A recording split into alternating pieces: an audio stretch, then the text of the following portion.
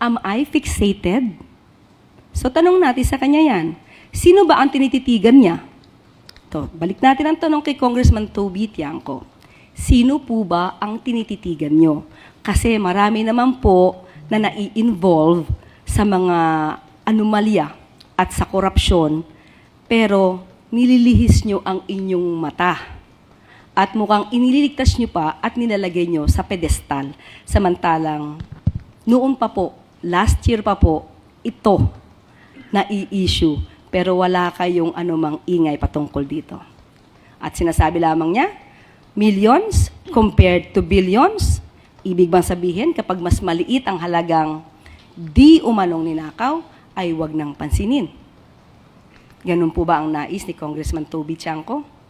Hindi po yan nararapat.